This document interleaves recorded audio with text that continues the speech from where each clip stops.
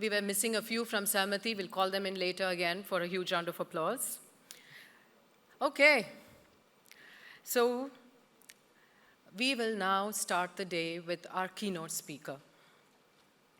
He is going to be talking on the subject, My Data, Our Growth, the Importance of AA for India's Amrit Kaal. Our keynote speaker today holds a prestigious position in the Indian government as the Chief Economic Advisor at the Prime Minister's office. In his corporate career, spanning 17 years from 1944 to 2011, he was a currency economist at the Union Bank of Switzerland, head of research and investment consulting in Credit Suisse Private Banking in Asia, head of Asia Research and the Global Chief Investment Officer at Julius Baer. He has also worked for the Indian government in various capacities, including as member of the Economic Advisory Council to the Prime Minister. He has co-authored 4 books on finance and economics and is highly regarded for his expertise in macroeconomic analysis, financial markets, and investment strategy with a strong record of success in both public and private sectors. More than anything, I have heard such nice things about him for the past 2 days. Everybody said he's such a nice person, and that's what is most important. We are really honored to have him with us today.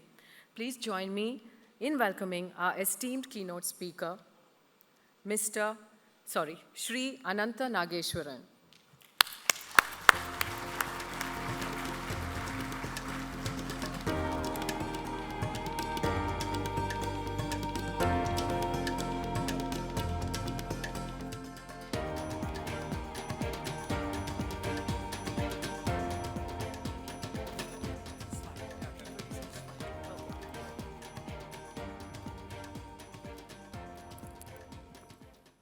Good morning, everybody. It's a pleasure and an honor to be invited to deliver the keynote speech. Mahesh is a good friend. I have known him since 2014, and I've been greatly impressed by SamvAAd's energy and enthusiasm, as well as the great knowledge and connections that he has. And in fact, if there is an award for a young roving ambassador for India's digital infrastructure, I think that award should go to SamvAAd Shetty.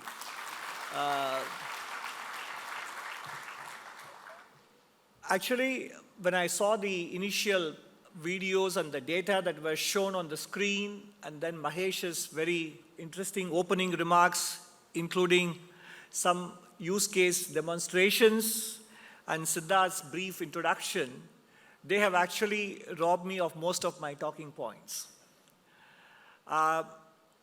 The concept of account aggregator is simple, but its scope is breathtakingly magnificent and important.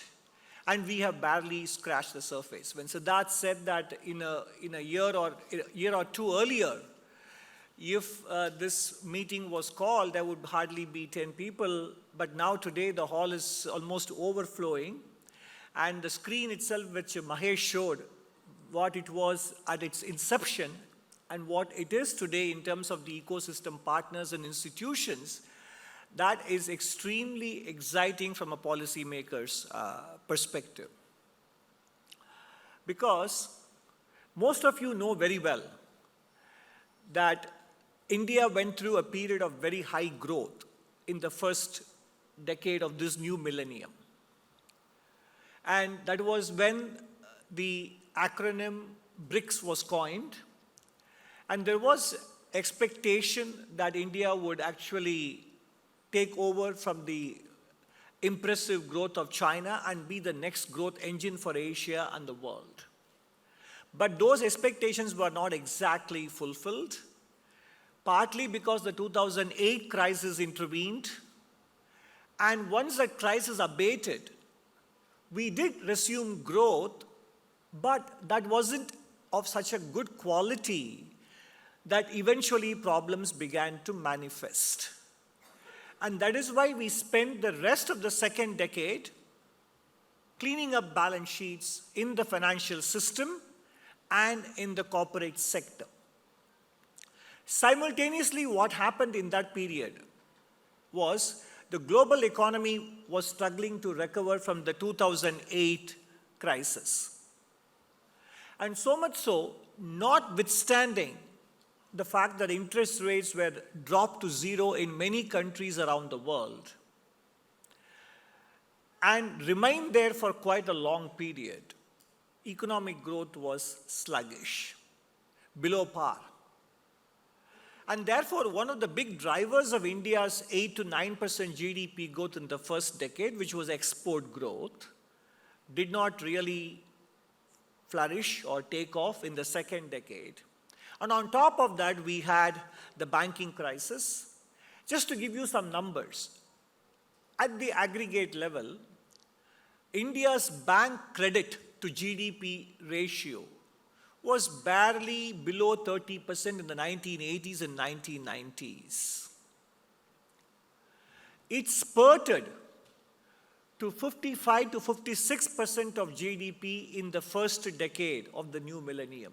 Imagine a ratio doubling in one decade, because your denominator is growing and the numerator must have grown too fast, too quickly. While we are here to celebrate the arrival and the growth and the maturation of the account aggregator process, and that actually would enable credit penetration, and of course not just credit penetration but also many other financial products, it's equally important that all this happens at a pace that is sustainable, that is feasible, and that is viable for all participants. Mahesh showed that the registrations and the number of transactions are growing at a monthly rate of 30%, and we are seeing that same kind of phenomena happening with respect to the growth of UPI payments also, which is beginning to settle down now. But in general, there is a natural tendency, and the human nature is to see progress, and the faster it is, we assume, the better it is. But too much of growth in too short a period can also be a source of trouble down the road. And that's exactly what happened for India's bank credit to GDP ratio, which doubled in the first decade. And therefore, the second decade was a period of indigestion, assimilation of this credit growth. And you had banks repairing balance sheets by reducing their credit growth, and the corporate sector also deleveraging their balance sheets. We were poised to come out of it as the second decade ended. And by the way, even as the banking system was repairing its balance sheets, we also had one of the biggest non-banking financial institutions go under in 2018, IL&FS, and some housing finance companies followed suit. So all this entire financial cycle retrenchment explains India's second decade growth slowdown, especially towards the second half of the decade. By the time we were ready to get on to the next phase of the financial cycle came the pandemic, which stayed with us for the better part of 2 years. And as soon as that ended, we had a spurt in commodity prices in 2022 because of the war in Ukraine. And then in the course of 22 and 23, central banks around the world have raised interest rates in such a short period by about 400 to 500 basis points, depending on the country you look at, that we are still not there with respect to seeing the upward cycle of India's financial system. So in other words, all of us are waiting for India's financial cycle's expansionary phase to propel growth, especially when the global economy is still poised with, still facing a lot of uncertainties, and therefore export growth may not be firing on all cylinders for India or for many other countries this decade. And that is where credit penetration and account aggregator come in. So you must have been wondering where I was going with this macro story for the last 5 to 7 minutes, which was basically a sort of unpaid advertisement for chapter 2 of my economic survey. And the reason why I spent some time laying this foundation for my remarks is that the financial access is such an important thing that some of us do take it for granted, but for a vast majority, and we kept hearing this number, that is only about 20% that has got some kind of financial access in this country. So you know, therefore, the journey is going to be long and exciting, and the road ahead is also quite long, but it's also going to be very exciting with prospects for financial returns as well as personal satisfaction for many of you in this hall. And that is where digital public infrastructure, which SamvAAd alluded to in his remarks, and of which account aggregator is a very important part, are going to play such a big role. Conceptually, it is very simple. I authorize the various financial institutions with which I am dealing to provide information with my consent and permission to other set of financial institutions, so that whenever I access their services, they can provide those services to me without having to bother me for multiple data and information. But the potential of this seemingly simple concept is so staggering. And what you saw on this, on the presentation that preceded my remarks, was the drudgery and the time consumption involved in this process of putting together all these papers.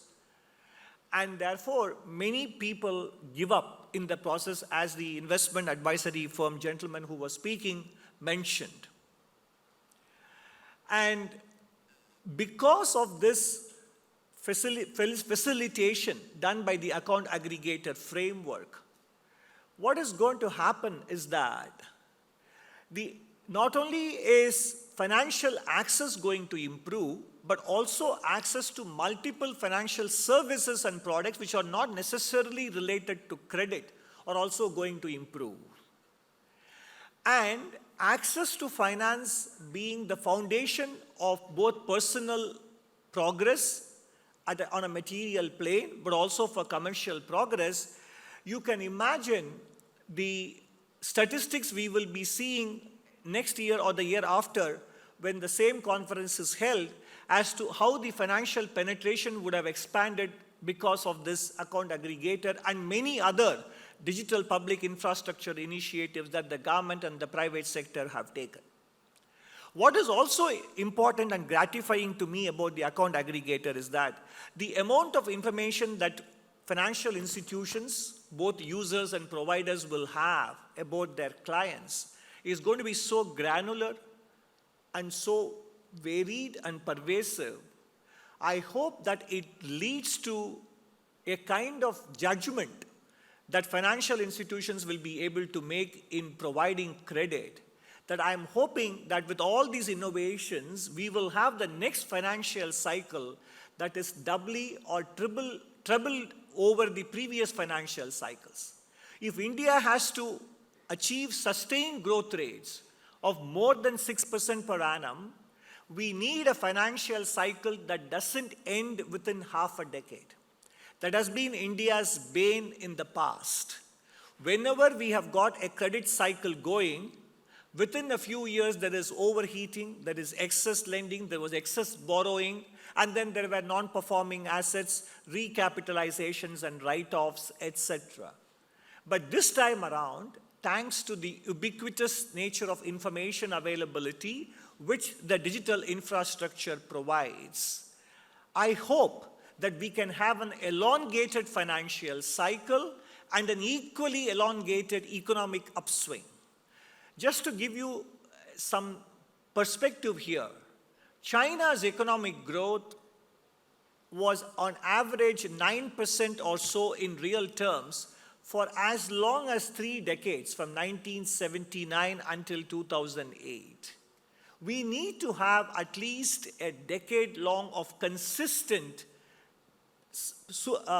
above 6% GDP growth to be able to see a real transformation at the bottom of the pyramid in terms of income and standards of living. And that is where innovations and initiatives such as this are going to play a vital role. Therefore, Account Aggregator is not only about financial access, it is also about ensuring that India's economic growth fulfills the promise and the potential it always has had. But it's equally important that all of us also keep an eye out for what can go wrong. Because whenever we celebrate a good thing, there should be at least someone in the hall or someone in the organization who's keeping one eye on what can go wrong and what are the safeguards and the guardrails that need to be put in place.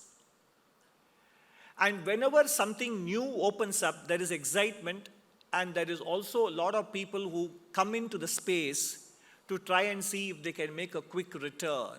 And that is natural, human tendency. It won't go away no matter how many times we warn about these things. And regulators can only do that much. There was an old film song in Tamil movies when M.G. Ramachandran was the chief minister, and he was one of the most popular heroes in Tamil films. And one of those lines used to go this way, that unless a thief chooses to reform himself, no amount of policing can eliminate theft and robbery, etc. Those kinds of logic apply even in the financial space. And I'm alluding to the practice of predatory collections and mis-selling of financial products that we need to guard against. Because the industry will now have access to millions of people who were not customers before. They are now going to be customers, whether it is for a credit product or an insurance product or a pension-related product or a health insurance product or investment advisory or mutual funds and shares, etc. You are going to have so many people now part of the ecosystem, and they are your target market. Yesterday, I was having a conversation with our capital markets regulator people, and I do hear that there are people who come to their brokers and advisors in the morning and say, here is my 5,000 rupees or 10,000 rupees. You can invest in any financial derivatives on single stocks that you want, and I need to probably see 6,000 or 12,000 rupees at the end of the day. This is unsustainable on the part of the person who wants such a return by speculating in financial markets. It is also unsustainable for those providers who wish to cater to such demands. And that in turn leads to the potential for mis-selling and exploitation. And then we have also seen, even among established financial institutions, concerns about the collection practices being employed, not just with respect to those who actually borrowed, but by also targeting those who were near to them and their acquaintances and their friends, etc., to the extent that some of these practices would put even traditional usurious money lenders to shame.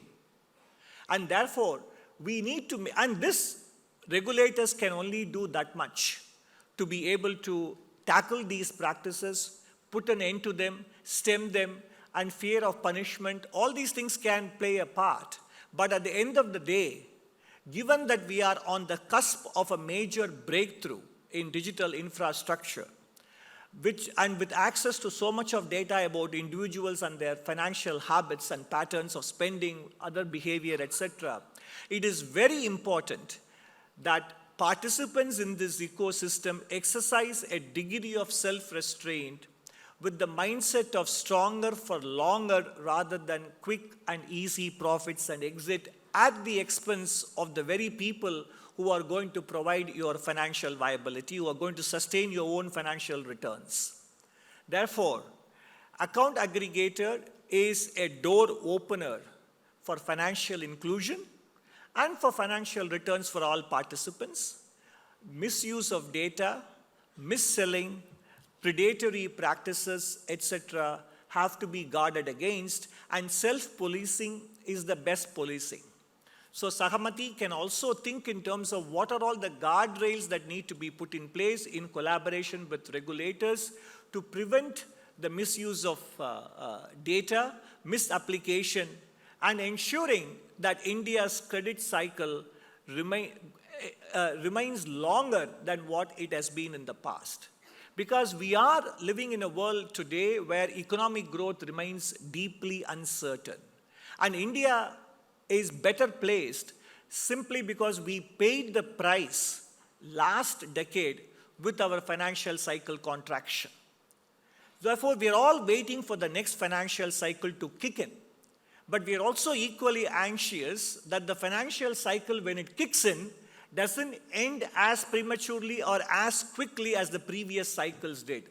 The onus or the responsibility for ensuring that it doesn't happen lies in the hands of all of us assembled here.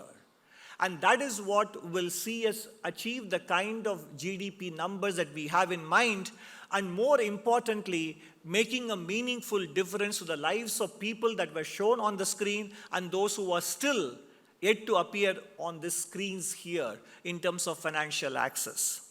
So I am very excited by the extent of interest that is on display here in terms of the number of people who have gathered, the amount of hard work that has gone behind the launch of this initiative in 2021, the progress it has made in the nearly 2 years since it was launched, and the number of financial institutions, providers, and various other ecosystem partners who have come into this. I'm very confident that this initiative will in turn midwife several other initiatives with respect to digital and financial innovation that will make a difference to the common man and woman of this country.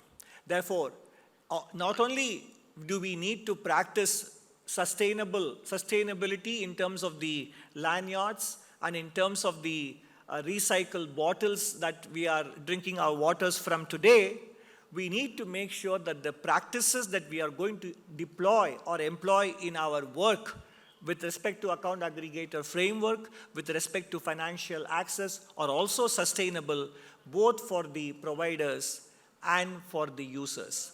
I wish you all a great conference and a great success with respect to this initiative, and let us make sure that India's prosperity cycle runs as long as it can. Thank you very much.